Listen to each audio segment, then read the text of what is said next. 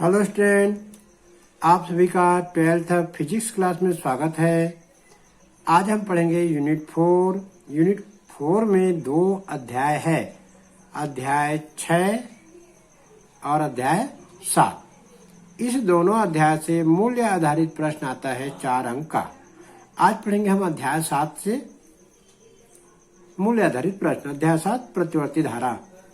प्रतिवर्ती धारा पाठ से आज हम पढ़ेंगे मूल्य आधारित प्रश्न, जो कि नया पैटर्न में, नया ब्लूप्रिंट में मूल्य आधारित प्रश्न आता है। 4 अंक का एक प्रश्न आता है सीजी बोर्ड में। तो चलिए आज हम पढ़ते हैं मूल्य आधारित प्रश्न, अध्याय 7 प्रतिवर्ती धारा। चलिए मूल्य आधारित प्रश्न हम पढ़ेंगे, जो कि 4 अंक में आता है। प्रश्न: सीमा कक्षा 10 की विद्यार्थी है। उसके बड़े भाई ने उसे जन्मदिन पर एक साइकिल को उपहार के रूप में दिया, जिसे पाकर वह बहुत खुश हुई, क्योंकि इसमें डायनामो लगा है, जिसके कारण उसकी साइकिल में लाइट जलती है।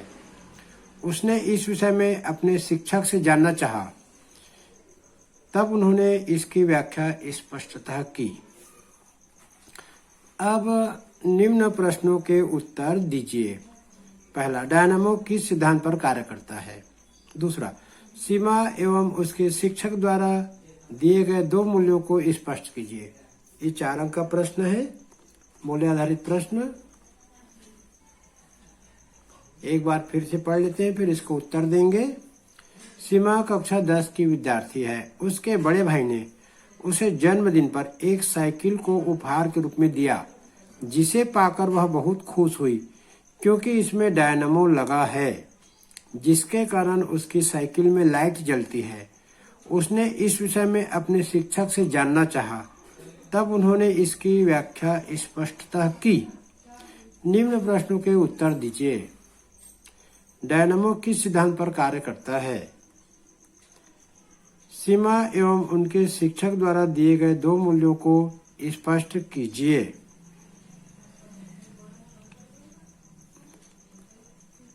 जब कुंडली से संबद्ध चुंबकीय फ्लक्स में परिवर्तन होता है, तब कुंडली में एक विद्युत वाहक बल प्रेरित होता है। जब तक चुंबकीय फ्लक्स में परिवर्तन होते रहता है, तब तक प्रेरित विद्युत वाहक बल प्राप्त होता है, और उसी कारण डायनामो में लगा हुआ बल्ब जलने लगता है और साइकिल का चलना बंद हो जाएगा। तब बल्ब का जलना भी साइकिल का चलना बंद हो जाएगा, तब बल्ब का जलना भी बंद हो जाएगा। दूसरा प्रश्न है, सीमा और उसके शिक्षक द्वारा दिए गए 2 मूल्यों को स्पष्ट कीजिए। सीमा के सीखने की प्रबल इच्छा का अभिव्यक्ति स्पष्ट दिखाई देता है। सीमा के सीखने की प्रबल इच्छा का अभिव्यक्ति स्पष्ट दिखाई देती है। उसके द्वारा पूछे गए प्रश्नों से कक्षा के अन्य विद्यार्थियों को भी इसकी जानकारी प्राप्त हुई। इस प्रकार शिक्षक द्वारा भी विद्यार्थियों को उनके दैनिक जीवन से संबंधित विज्ञान को समझने का सार्थक प्रयास किया गया, जो बच्चों को विज्ञान के प्रति जागरूक एवं जिज्ञासु बनाता है। एक बार फिर से पढ़ते हैं प्रश्न को। डायनामो किस सिद्धांत पर कार्य करता है? उत्तर: जब कुंडली से संबद्ध चुंबकीय फ्लक्स में परिवर्तन होता है, तब कुंडली में एक विद्युत वाहक बल प्रेरित होता है। जब तक चुंबकीय फ्लक्स में परिवर्तन होता है, तब तक प्रेरित वाहक बल प्राप्त होता है, और उसी कारण डायनामो में लगा हुआ बल्ब जलने लगता है और साइकिल का चलना बंद हो जाएगा, तब बल्ब का जलना बंद हो जाएगा। दूसरा प्रश्न था, सीमा एवं उनके शिक्षक द्वारा दिए गए 2 मूल्यों को स्पष्ट कीजिए। सीमा के सीखने की प्रबल इच्छा का अभिव्यक्ति स्पष्ट दिखाई देता है।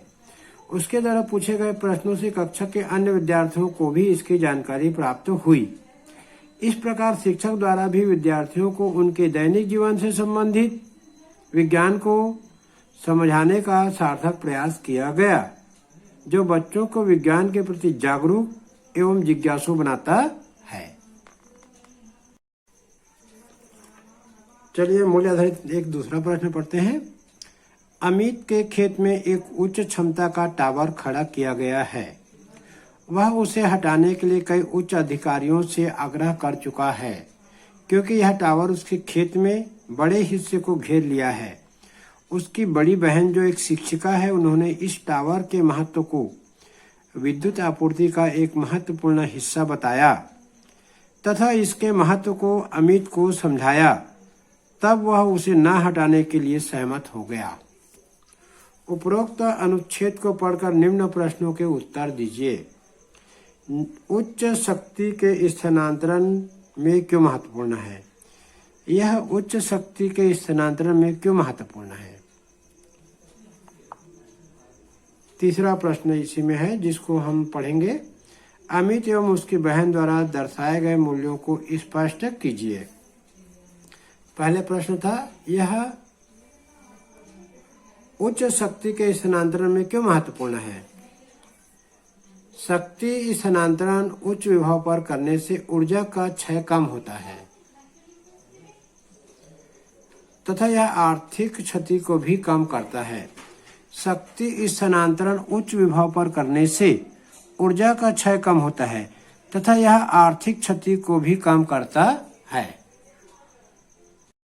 एक दूसरा प्रश्न था, अमित और उसकी बहन द्वारा दर्शाए गए मूल्यों को स्पष्ट कीजिए।